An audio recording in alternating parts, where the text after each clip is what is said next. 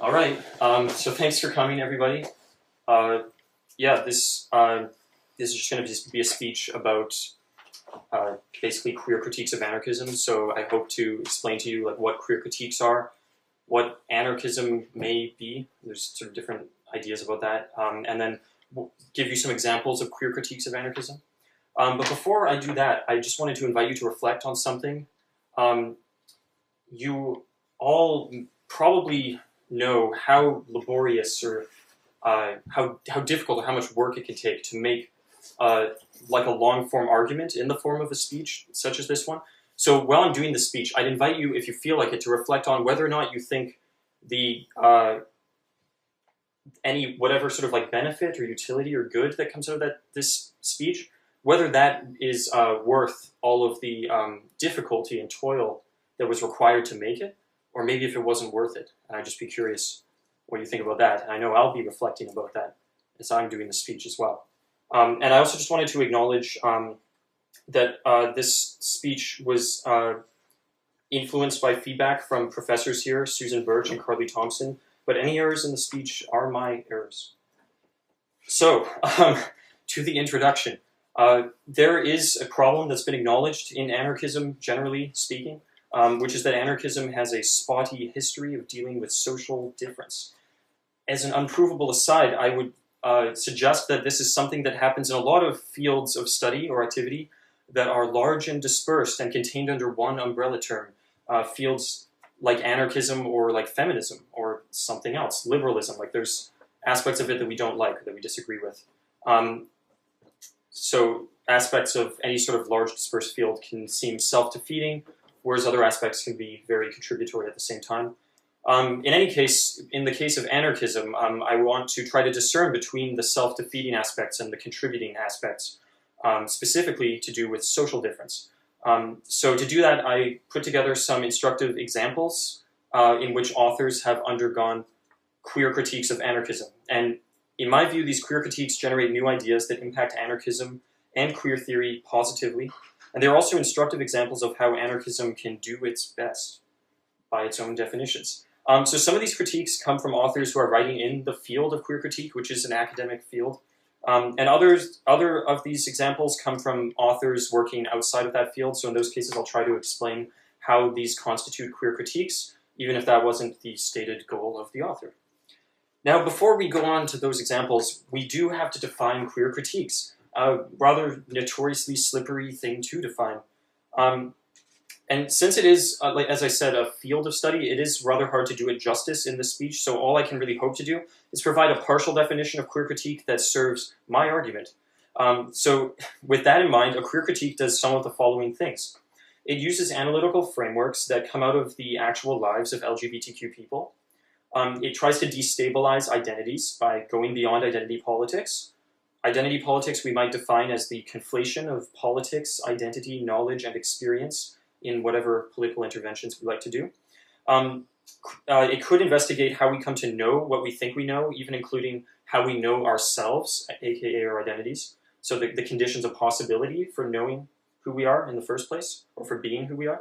It could use Derridian deconstruction to show the mutual dependence of one side of a binary on the other side, with the classic example being the dependency of straightness on homosexuality, the straight inside on the homosexual outside. So those are all ways it can destabilize identity.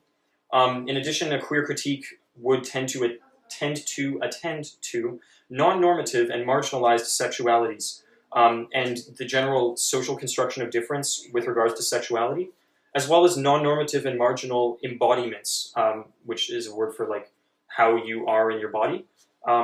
A queer critique could even attend to non-normative body-minds if it wanted to push back against the idea of mind-body dualism. Minds and bodies are separate things. And definitely a queer critique would attend to heteronormativity, which is a word that I'm quoting here, refers in sum to the myriad ways in which heterosexuality is produced as a natural, unproblematic, taken for granted ordinary phenomenon. So, and those ways include social practices, ideas, cultural representations, etc. So basically, queer theory, I'm quoting again here, has a political critique of anything that falls into normative and deviant categories, particularly sexual activities and identities, but, you know, it can be stretched, and it can almost talk about anything, which is kind of cool, but also maybe overwhelming.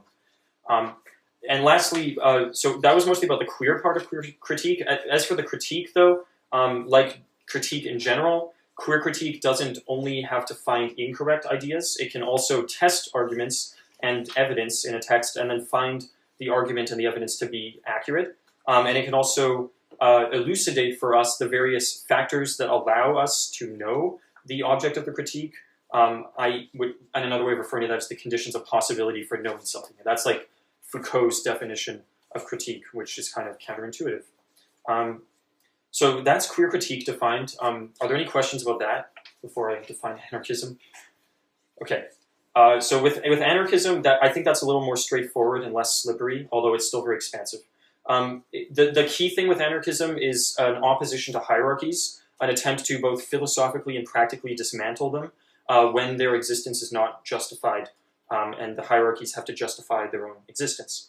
In addition, anarchism tends to be interested in trying to maximize things like freedom and human flourishing through many tools, which include but aren't limited to the decentralization of power, free association, and mutual aid. So decentralization of power, power can be defined in political science as like when person A says to do something, person B has to do it, right? So it's like your ability to influence or force other people to do things, right? So with decentralization, you try to sort of disperse the influence across a whole population rather than containing it in small concentrations of wealth or of political positions or whatever.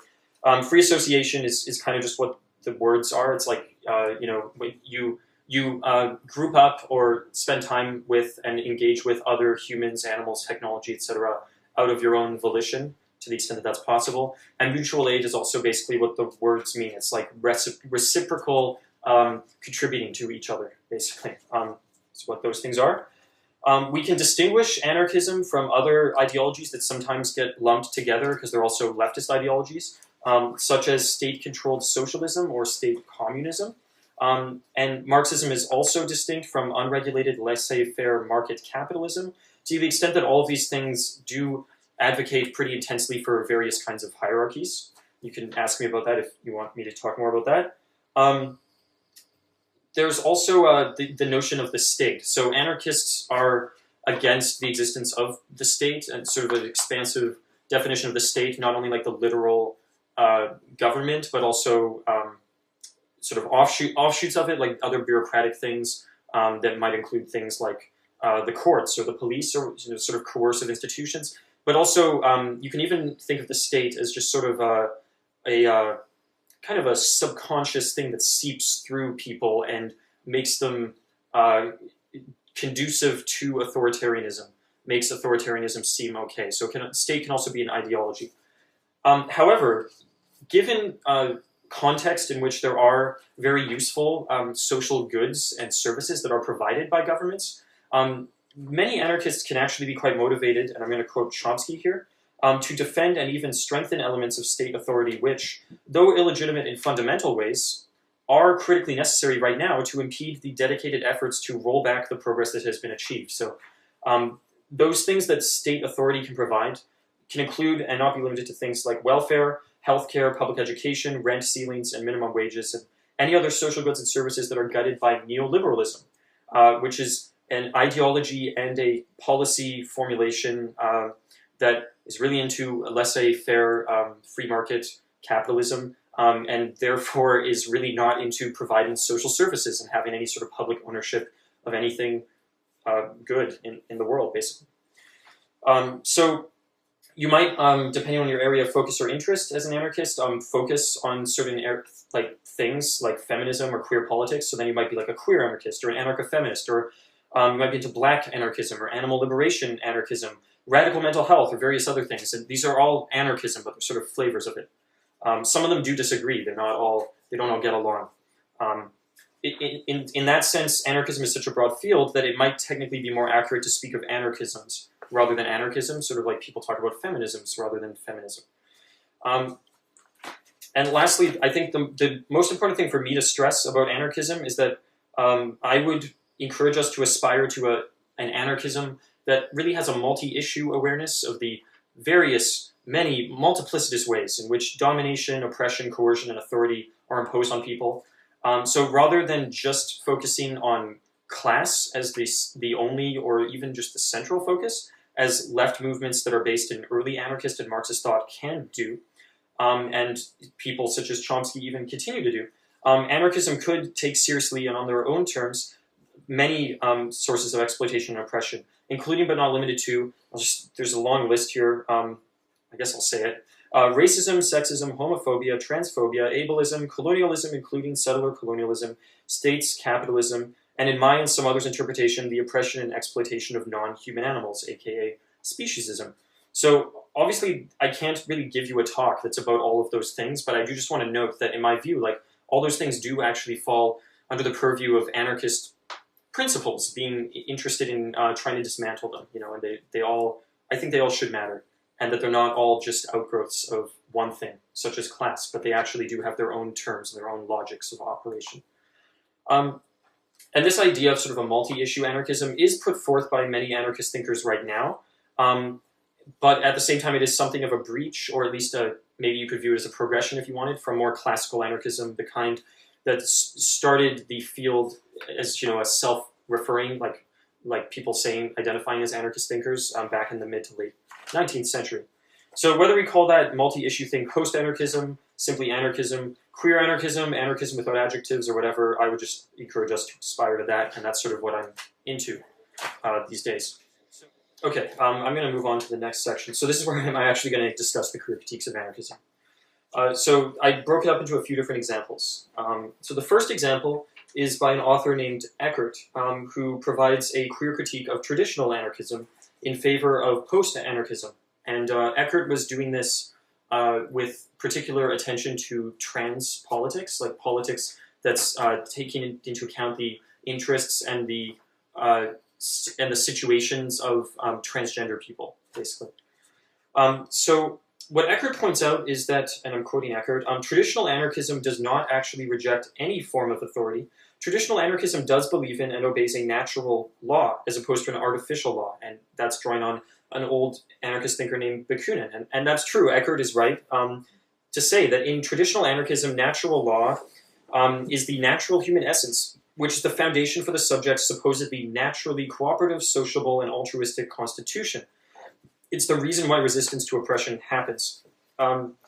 So the problem with this, sort of addressing the issue of power that was brought up here, is that an idea of natural law, when it's opposed to artificial law, produces a framework that places power outside of people.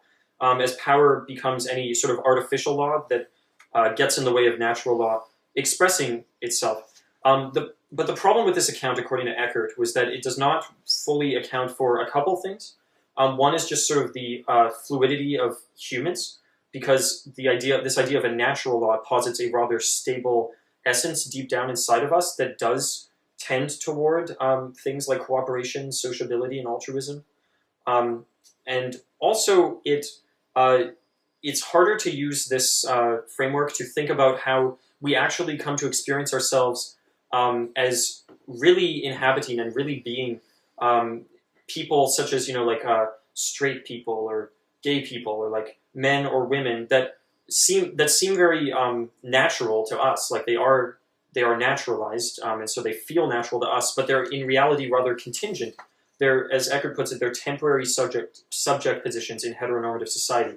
They're contingent on certain historical conditions and social conditions that we could feel these kinds of ways. So basically, Eckert is thinking that, well, it's potentially like a useful thing to think about, a natural human essence, and that it may not be wrong.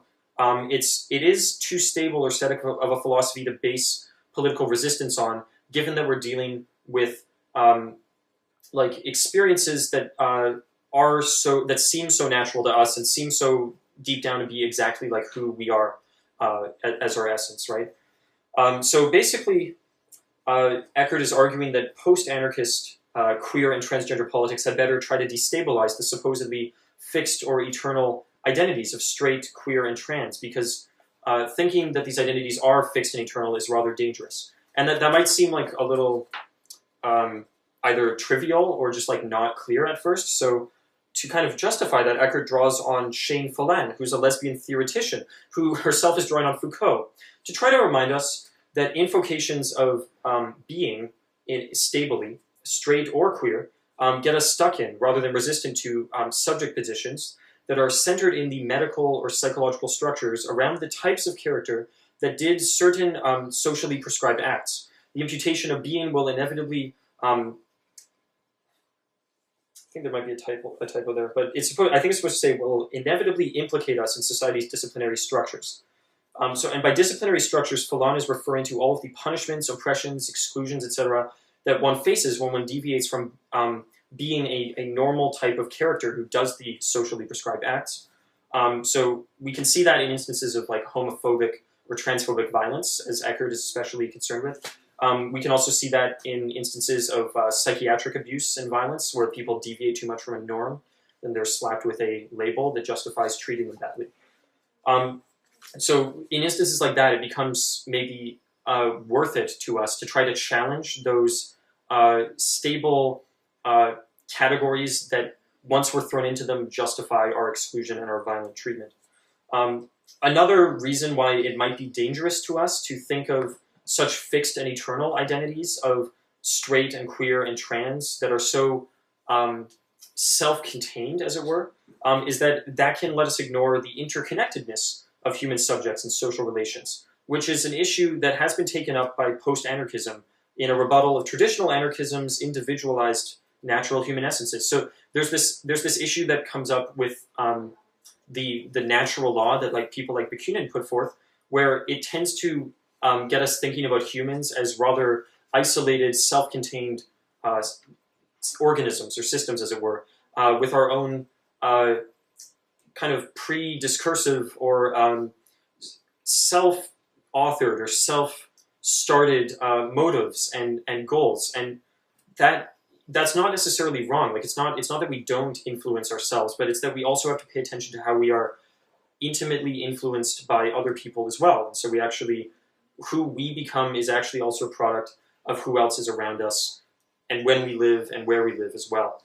And ignoring that can lead to a sort of rugged individualism that can leave various marginalized identity categories, such as transgender people, which is sort of the concern that Eckert has, can kind of leave them in the dust in anarchist theorizing, right? If we want everybody to become this like rugged, autonomous individual person. So to kind of go beyond a stable human essence, what Eckert suggests is that we could follow the political philosophers Deleuze and Guattari in, quote, rejecting the unity and essentialism of the subject, seeing it as a structure that constrains desire. So rather than being, we could understand becoming as a force of resistance. And yeah, this it sounds like kind of poetic, because like Deleuze and Guattari are into like art and being aesthetic and stuff. But it is also like a kind of serious idea in a way. Like maybe another way of looking at it is going from like a state to a process, right? And like thinking that you're not ever like done. You weren't ever finished being created, as it were, but you're always like an ongoing creation, and not just your own creation, but the creation of various other conditions, including the subject positions that you are kind of forced to occupy in a heteronormative society.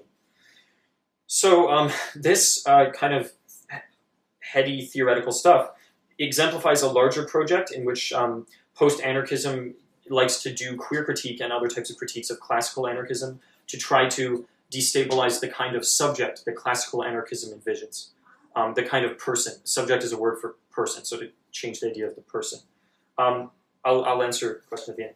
So the impact of this critique that Eckert is offering would be, therefore, that a new kind of subjectivity, a new kind of person, could emerge from these notions of post-anarchism that are inspired by post-structuralist theorists such as Foucault and Phelan and the people that Eckert is drawing on. This subjectivity is a person who is open to collisions with people on the basis of affinity, which is a concept that feminist theorist Haraway talks about. So, and affinity is it's a way of joining collisions where you join because you have shared desires for some kind of political outcome.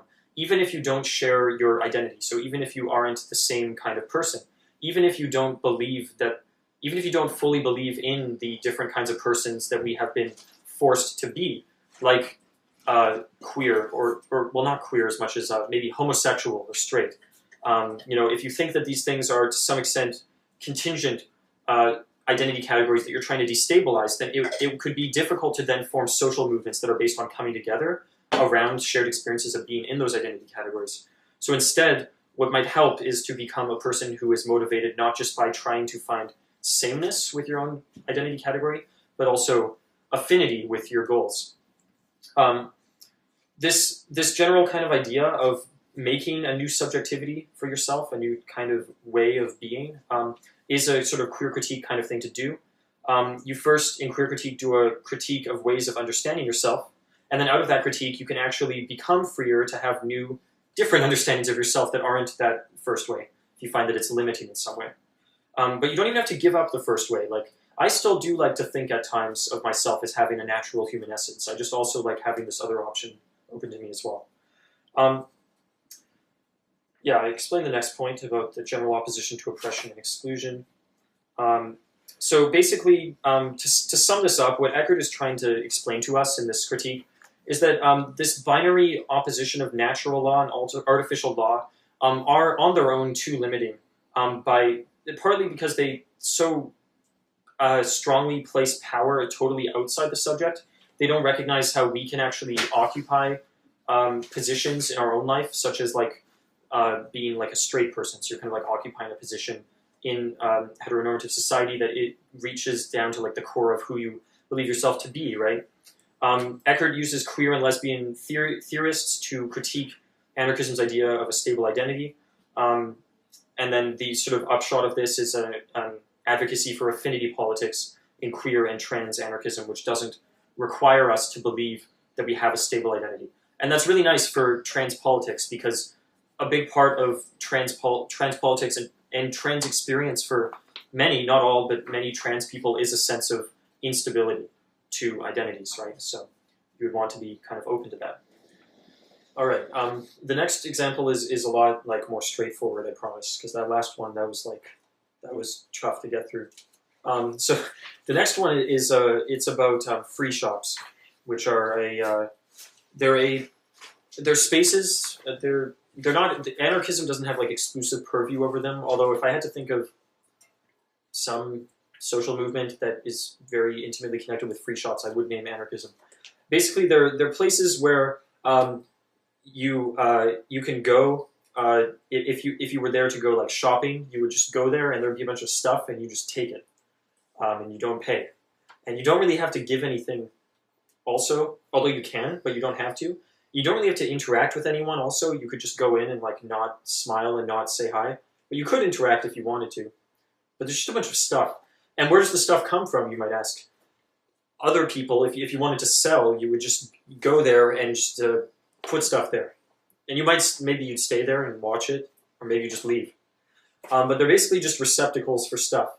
They're not dissimilar from processes like, I don't know, thrifting or like recycling or something.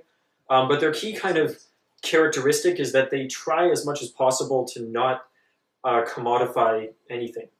Obviously, they're rather limited in their applicability because like we're living under capitalism and everything's commodified, including the free shops, by like the larger conditions in which they are forced to operate, right? Like, where do you do your free shop? Do you have to pay rent for that? Who's running the free shop? Do they have to take time off of work and then like lose money in order to, or are they like volunteering, which is how do you fund the volunteering? Like so there's still like money. It's not like a money-free zone in the sense that money is unfortunately always influencing everything we do on some level, but it tries to still stake out a place where it's easier to envision alternatives. And I guess that's kind of the value that it tries to offer. So along those lines of envisioning alternatives, I wanted to highlight another kind of queer critique, a more positive one that just finds strengths and no weaknesses. So this is from an author named Groman, and I would say that she queers anarchist theories of economics and gender, especially, again, more traditional anarchist theories. You might be noticing a pattern here. So in her piece, she says that she's responding to what I would call rather baseless allegations that queer politics and queer theories, quote, focus on the individual deconstruction of identity categories, and that focus neglects the material conditions that the dominant gender binary is based on. And that quote, material conditions, is basically another word for class exploitation, the kind of thing that like Marxism is concerned with, like working and not owning the means of production and having a bunch of the value of the stuff that you make be taken away by your boss and having a boss, those kinds of things. Those are the kind of material conditions. So there are people who do think that about queer politics and queer theory, that just by focusing on identity, just by thinking about identity, you're neglecting the most important point, and that's outlined by a lot of people, including Catherine McKinnon, when she talks about kind of the limits of an orthodox Marxism for feminism in toward a feminist theory of the state. And so because anarchism does draw on Marxism, there's also potential for anarchist thinkers to do this kind of class first, class only, class the most kind of way of looking at things, and think of other issues, or so-called other issues, like queer theory as like a deviation or not as important or trivial. And like I said earlier, we even see people like, my beloved Noam Chomsky even doing that to some extent, saying that class is the most important power differential to focus on. So kind of responding to that, Groman is analyzing free shops. And she's also trying to make us think about how actually analyzing gender can be really important for understanding class and vice versa, to kind of show that this identity category of gender is important on its own terms, and class is also important too. So it's like, that's kind of the meta argument that she's contributing to. But anyway, what does she actually say about free shops? This is what's rather straightforward. She argues that they sometimes succeed to a limited degree at subverting the gender binarized division of labor that's produced by capitalism.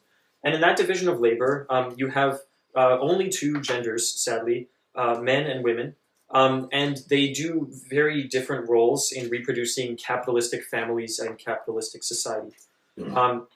So in that division of labor, the masculine role involves commodifying and selling your labor on the competitive labor market to receive only when you give things. And the feminine role involves personal relationships of care and nurturance, feeling care and nurturance and doing it, not competing, not on the market, but privately. So that you can see there's like there's a binary there. And obviously, like, it's not like everybody does that, because we know people in our lives who, are one of these two genders and don't only do these things. But the idea is that we still live in a society that heavily pressures and disciplines and naturalizes these patterns of behavior. And we do see tendencies of people to behave one way or the other. But the problem isn't just that people tend to behave differently, but the problem is that they're not given more freedom to choose how they want to live their lives, right? So thinking of free shops, if we can look at free shops as kind of allowing people more choice in how to gain the spoils of labor, which are the things that end up in free shops, right? Like, basically because any sort of good that ends up in a shop comes from labor to some extent. So we can think of somebody who is forced into one of these roles that they don't really want to be in, like say a woman who ends up doing a lot of private labor, care labor and nurturing labor, summoning emotions of care and nurturance to the point that it's very exhausting, and it's not really done freely as much as it's done, to avoid punishing life conditions. Well, we can think of a free shop as a place where that person can go and take a bunch of stuff without having to be really caring and nice, like without having to smile to people, without having to enter intimate relationships with them in order for them to provide other spoils of labor that come from the competitive labor market. Similarly, we can imagine a person who is rather forced into doing the more masculine role, where you have to be competitive all the time and you have to commodify your own labor and you have to receive only when you give. We can think of that person temporarily escaping that way of being for a while at the free shop because there isn't really no competition at the free shop except maybe, I don't know, to get there early so that you can choose more of the things, but anybody can be there and take stuff. You don't have to be good enough to get in the door, which you do have to do to be in order to get hired and work. You can actually receive without giving, and you can give without receiving, and you don't have to commodify and sell your labor in order to be there. So all in all, the free shops, they provide a sort of prefiguration, would be the word for it. It's like a prefiguration is kind of doing the things now that we would like to see in the future. Even though we can't do them perfectly, because as I was explaining earlier, there's all these ways in which money still constrains and limits the free shop. And particularly, the free shop doesn't just get us thinking outside of class dynamics, where, you know, if you're poor, you can't get stuff because it costs money. But it also gets us thinking, according to Gronin's argument, a bit beyond these gender binary roles where you're forced to behave certain ways and not other ways, because it sort of allows you more freedom along gender lines too. So that was kind of an example of a critique that ends up coming out with a positive evaluation of something, but is still coming from like a queer perspective because it attends to identity. Okay, so the next thing, I'm going to try to kind of abbreviate this a little bit, and then if you want more detail, you can like either ask me for it or like read the notes, I guess, just because I'm sensitive to some time constraints people have. So the next example is it's an example that has to do with pro-Indigenous sovereignty work. I'm going to be discussing an image in the next part of the speech, and so right now I'm going to take a moment to describe the image contents. So the image, it has a background with some trees, like a forest in the background. At the top of the image is a title that says, "What path do you walk?" with a question mark at the end. Below that, there are two hooded faces looking away from each other off of the page. If the face on the left is wearing a hood with an Anarchy A punk symbol on the hood. The face on the right has a feather on the hood and some drawing on the face. And if it's a symbol, I don't know what the symbol is for. One title is Anti-Colonial Anarchism. The other title is Decolonization, and then there's the word "or" between them, so it's Anti-Colonial Anarchism or Decolonization. Beneath the two faces are two columns of text, one column under each face. The column on the left is titled Anti-Colonial Anarchism, and the column on the right is titled Decolonization. Between the two titles is the word "or," spelled O-R. I will read an item from the Anti-Colonial Anarchism column, then I will say the word "or," and then I will read an item from the Decolonization column. Ally or relative? Who are you, or who am I? Placelessness or rooted in ancestral places? English or reclaiming native language? Good/bad white man or deconstructing whiteness? Resisting colonization or dismantling colonization? Eurocentric ideologies or reclaiming indigenous mind? Settler futures on stolen lands or relinquishing stolen lands? Revolutionary autonomy or indigenous sovereignty? Human rights or natural rights? Liberation for, quote, oppressed, unquote, native, or decolonizing native and settler? Perpetuation of anarchism or survival of indigenous knowledge? No nations or indigenous nations, clans, and tribes? No gods or diverse spiritual realities? Below that table, at the bottom of this image, there is a paragraph of text which I will read now. While many forms of resistance to colonialism and empire are important, we ask you to consider how the pursuit of an anti-colonial consciousness can also allow settler moves to innocence, diversions and distractions that relieve settlers of feelings of guilt while concealing the need to give up land, power, and privilege. When anti-colonial action is complete, there is no guarantee that the settler has learned any more about who he is or where he comes from. Decolonization creates the possibility for the settler to become something more, to heal Indigenous identity, story, and spirit, and deconstruct the very source of colonizing thought. The pronouns he are said in the context of that quote. And then at the very bottom of the image, on the right side, there's the URL for this website, awakeningthehorse.wordpress.com.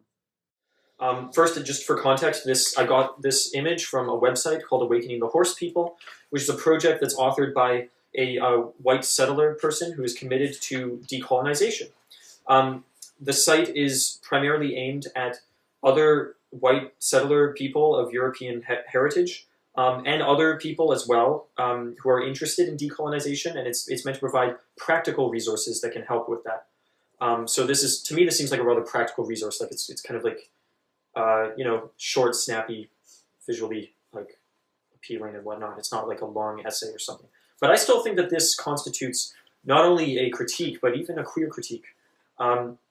So even though it doesn't really talk about queerness explicitly, and I'll explain why. So, hi, thanks for coming. Before that, I guess I should just mention, for context also, the reason why this is taking up the issue of anarchism compared to decolonization in the first place, like why that even matters, like because theoretically you could compare so many ideologies to decolonization because there's so many, is that there's like a long, or well, kind of longish and significant history of like anarchists trying to support something to do with fighting or dismantling colonialism, including settler colonialism, which is the type of colonialism where the colonizer doesn't just control a place but also lives there and establishes a quote new unquote nation in the place, right? So that's the condition of this place, this continent right now. And so the issue, right, is that that in itself is obviously a form of hierarchy, violence, domination, oppression, violation of sovereignty, destruction of national. I mean that in like not the sense of a state, but like national identities, cultural identities. So all these things that anarchism would, on principle, be opposed to, right, are implicated here. So it's easy to kind of see how anarchists would be interested in such an issue, right?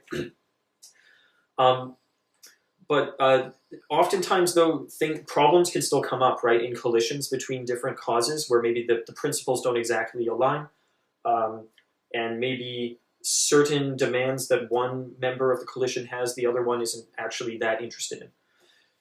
So in this case, I think the main demand that would be the problematized thing would be the return of land, which is kind of a key, that is a key part of successfully decolonizing, is to return land to the people who had it before it was stolen from them.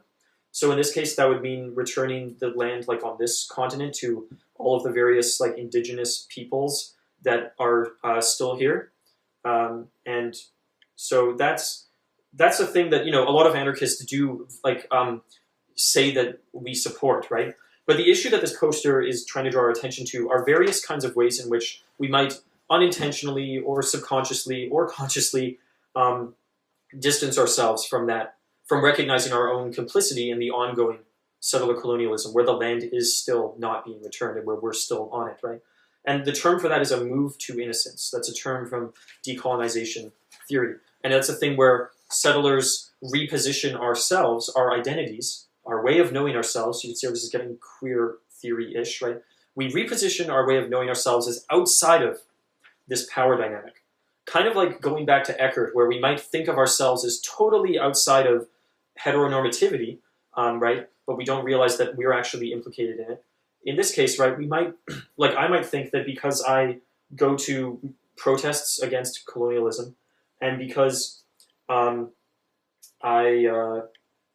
believe in human rights and liberation for oppressed Native peoples, and I like autonomy, and because I'm an ally, that kind of thing. That therefore, like, I'm now, absolved and not implicated anymore in settler colonialism. But if I can remember that just by being here in the first place, for one thing, I'm still implicated, and also, if I'm not careful, certain futures, I imagine, which is these the point kind of in the middle of the list here, settler futures on stolen lands. If I imagine a non-hierarchical society in which I'm still living here without the permission of the people who were here before, that's not really fully anti-hierarchical, right? It is not really fully decolonial. And I shouldn't just phrase it like in a personal way, like I'm still living here, but like the whole white settler, like still being here and not giving back the land, right? And it is rather possible to imagine to have all sorts of futures that don't include full liberation for various groups, and that's an issue that like a lot of theorists take up. And so this is kind of an example of that issue of a future that doesn't fully include the liberation of Indigenous people, of being imagined by anarchists sometimes. So I hope I've demonstrated to you how this is a somewhat queer critique because it has to do with how I understand myself, how I understand my complicity in norms and power dynamics. And I suppose the one other queer thing that I can highlight about this that also has to do with identity would be this issue of placelessness, which is kind of the third thing in the table, versus rooted in ancestral places. So a common thing that you can get in anarchist ideology is kind of romanticizing the lack of a home or of an identity, which again like has some benefits. And like this poster isn't meant to just like say that all of these things are bad. But one drawback of placelessness and like constant roaming around is you can start to forget that having a place is a crucial part of the freedom and autonomy of many people in this world, including but not limited to Indigenous people, and that the forceful changing of place, either by moving the people or by taking over the place and changing the place while the people are still there, is a significant part of the oppression and just the colonization process of Indigenous people.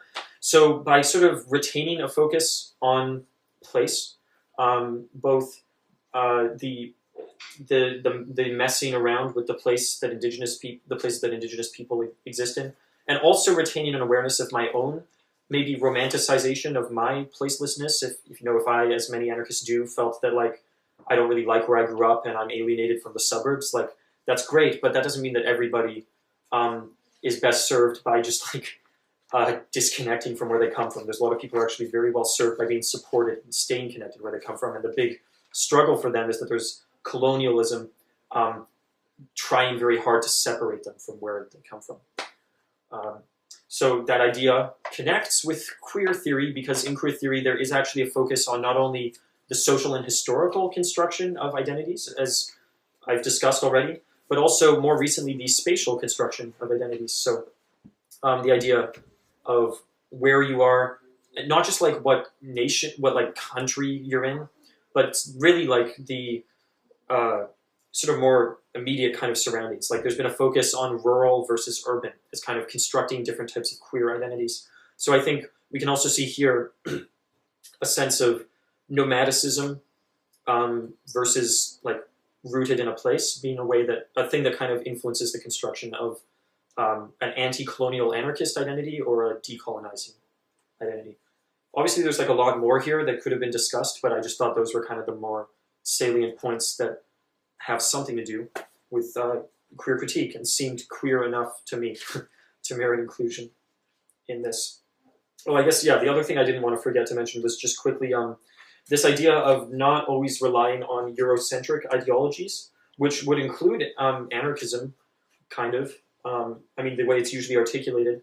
I mean, I don't want to erase all the interpretations of anarchism that are by like non-European people, like including Indigenous people. Like there is Indigenous anarchism, so like there's many stories here. But the issue is just to be careful about adopting frameworks that don't actually aim directly at the problem of settler colonialism, but are more aimed at things that overlap with it. And like a good example of this is identified by Driscoll, who advocates that Native people, quote, disidentify, unquote, with critiques from queer of color theory, critiques that are aiming to be decolonial and anti-racist for people of color, but those critiques don't actually center the concerns of Native people, which would include this issue of returning land. Like, being anti-racist doesn't necessarily mean that you actually need to return the land. It might just mean that you live on the land and try to fight racism while you're there, right? So trying to there's this idea of disidentifying, which is also an identity-related thing, right? It's saying, like, this is not actually for me. This wasn't designed for me. I need something different, which is what Driscoll is advocating for Native people to do. Note that they need something different, but also for me, as a white settler, I can actually also disidentify from certain frameworks, mostly in this left column, when I'm trying to think of things that are more for me, if my goal is to support decolonization, right? It can be like, that's not quite, and it's not that I'm going to disidentify with queer of color critique, because like anti-racism is important, but it's more like I might disidentify with only Eurocentric ideologies, for instance. I may be like, that's not quite what I'm looking for in life. All right, we only have one more, which is good. So the last thing that I wanted to talk about is an essay called Queer-Cripping Anarchism, which was published in a book on queer anarchism. This sort of provides a queer-crip critique of conventional anarchist practices that are designed to stimulate autonomy. And autonomy, I don't know if I mentioned that much yet, but that's like a value in anarchism, which I really like. It's, being able to do what you want to do to the extent that that's possible, and trying to like get rid of constraints on what you can do. And there's always going to be constraints, but like we don't want to like have unnecessary ones. And we certainly don't want to force people to do things that they don't want to do. So all of that has to do with autonomy. But yeah, before talking about that, I guess I have to tell you briefly what a queer-crip critique is, because you might not know. And I didn't know until recently. It's not only a queer critique of sexual norms, as has been discussed earlier, but it's also a critique of normalcy relating to disability. And it's a critique of the various subjects, the people who are produced by the norms of, with sexuality, the norm of compulsory heterosexuality, and with disability, the norm of compulsory able-bodiedness. So compulsory able-bodiedness, or able-mindedness as well, is kind of, it's a requirement that you have to be not disabled. And if you are disabled, it's a whole set of punishments and exclusions and a bunch of really mean things that happen to you, both on an interpersonal level, like people might treat you badly or bully you or something, but also like on like a structural level, like you're going to be much less wealthy, like on average, in capitalist society, excluded from working. Even though on the other hand, like work is not that great, right? But like being excluded from even being able to work is even worse, because it's like often necessary in order to get other things that are really important, and increasingly just to survive, with the gutting of social welfare, which is also a disability issue, obviously. And yeah, there's like so many, these things are connected too, in the sense that like the compulsory way of that you have to be heterosexual, part of it is requiring that you have to do it in a way that isn't disabled. Like it's not okay to have straight sex if one or both, or however many people involved, are disabled, whether physically or mentally, according to compulsory able-bodiedness. I'm not actually saying that it's not okay. It is okay. It's awesome. Okay, so, or if they're mad, right? Stuff like that. Like there's ideas that it's like less attractive to be mad, like you're a worse partner, stuff like that. Anyway, having defined that, I'll now actually go into the essay. So the essay is basically to me, it's all about moving from do it yourself to do it together. It states that through a queer-crip lens, we should perhaps focus more on DIT, do it together. The focus on independence, we would argue, is an adoption of capitalist values. This ideology, however, is a lie, as all of us are interdependent and rely on each other, not only for our food, shelter, and clothing, but also for our emotional, physical, and intellectual needs. In case you didn't already know, like do it yourself is like a popular idea in like punk, which is a popular culture in anarchism. And do it yourself is just a popular thing in anarchism, even if you're not a punk, right? And because it's like an autonomous kind of idea, it's like, wow, I did it myself. I didn't rely on others. I didn't have to capitulate to others' demands. Like, if you do it, say if you're, the classic example would be like a punk band, right? You do it yourself because if you were to work with a label, they would impose conditions on the kind of music that you're allowed to create and release. You would sell out also if you worked with a label, right? And you'd make more money, so you'd get stuff. You'd be not doing that yourself. You'd be getting money through the label. But the downside is that you have less autonomy now for this type of art you create, right? So the solution is to do it yourself. But I think what this essay encourages us to think about is how, autonomy is great in everything, and that band is really great, but maybe that band isn't actually doing it themselves, even if they aren't working with a label. Because even that band is actually still quite interdependent, both on other members of the band, but also whoever is supporting the band. Like, say, when a band goes on tour, there's lots of random characters that get involved in supporting the band on that tour, especially if the band is a lowly punk band that is making no money. You're often depending on people for housing, food, clothing, all of these basic needs listed here, as well as emotional and intellectual stimulation and support. You're depending on a whole culture of punk, in this case, to give you a sense of meaning in your life. Perhaps, as Ernest Becker argues in The Denial of Death, to help you construct a heroic image of yourself that can allow you to forget the fact that everything you do is going to come to an end when you die. And that's something that you can't do alone, as Becker argues. You need a culture to give you that sense of meaning, and temporarily, hopefully for long period stretches of time, distract you from the terror of contemplating your own demise. So that's something that, I think actually the Denial of Death, I didn't put this in the notes, but that's something that really does capture the sense of do it together as well. You need a culture in order to deny your death.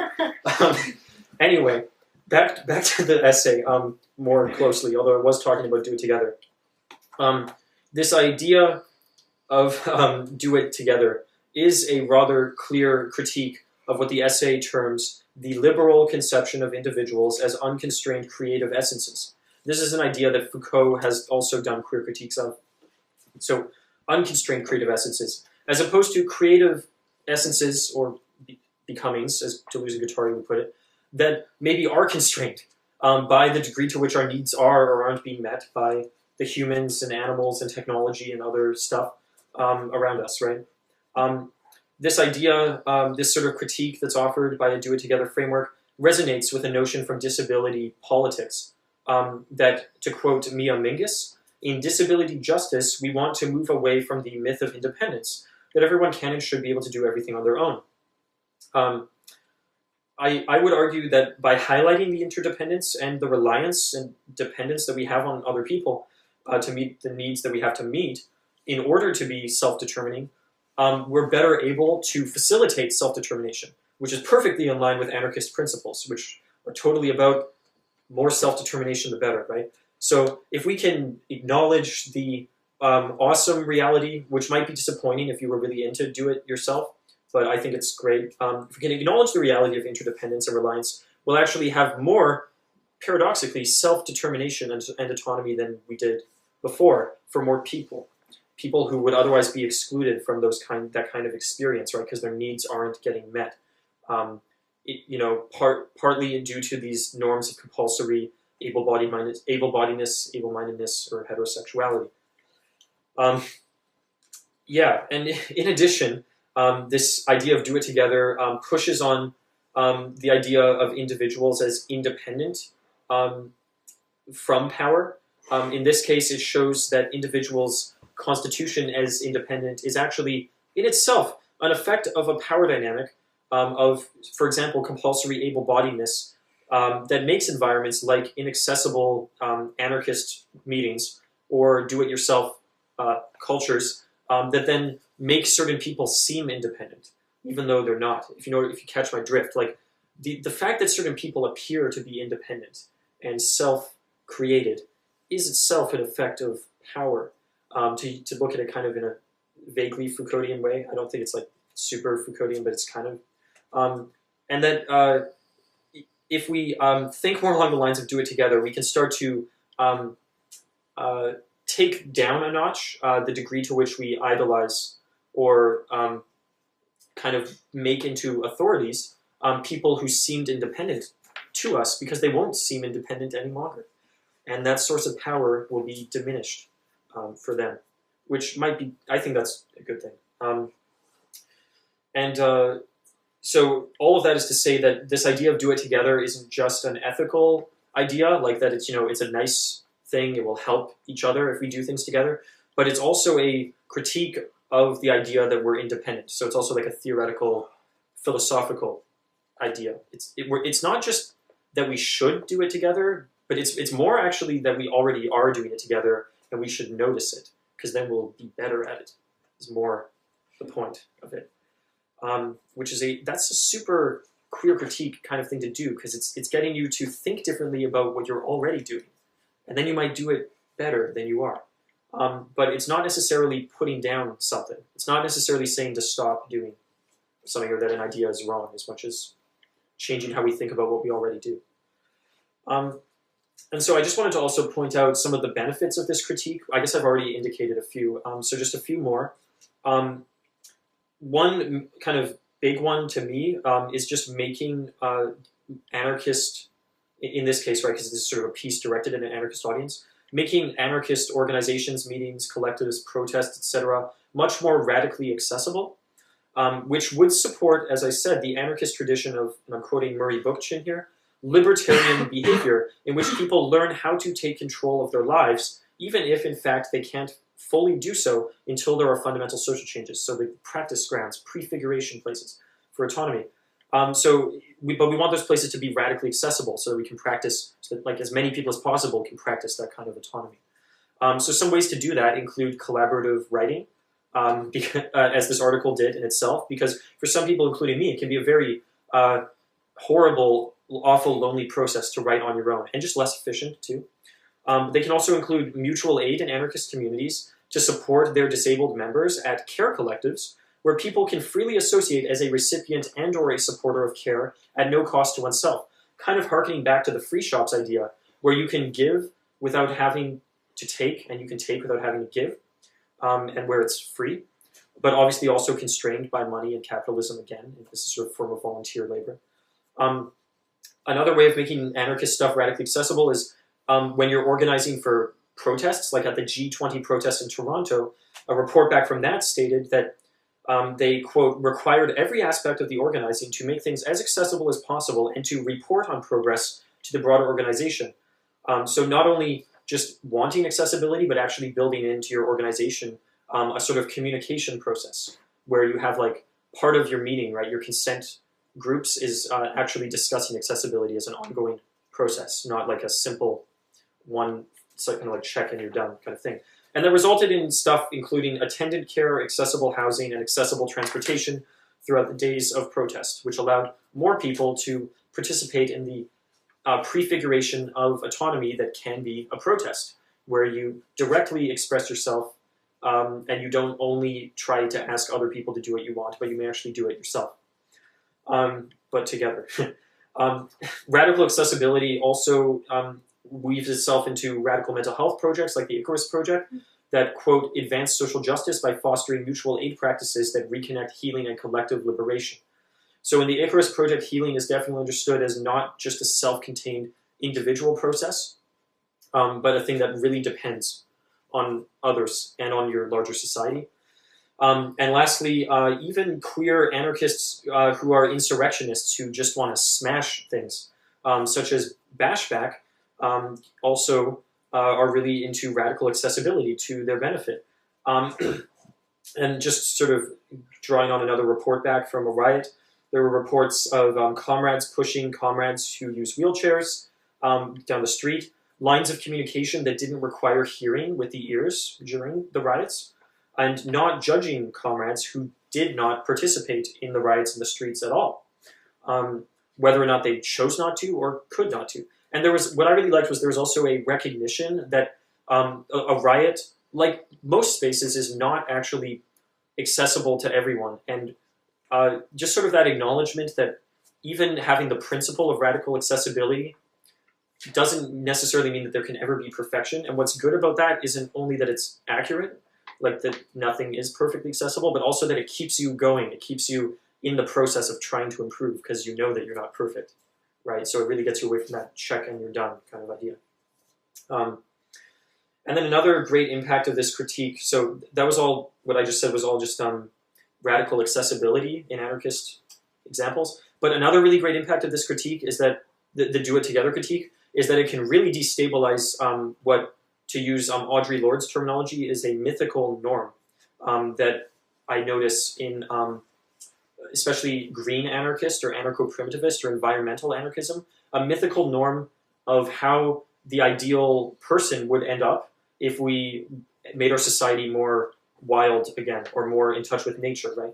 This often, but not always, I don't want to slag all green anarchists, anarcho-primitivists, and environmental anarchists, but it sometimes ends up being a very self-sufficiently able-bodied and minded individual. So I'll quote from one author, Glendinning, who idealizes, a quote, lean hunter-gatherer women who act athletically, and they are like, they have like perfect bodies that are fit from like doing all of these tasks that also happen to involve a bunch of like care labor for children. So there's also like that whole gender piece that I was discussing earlier, like the binarized division of labor.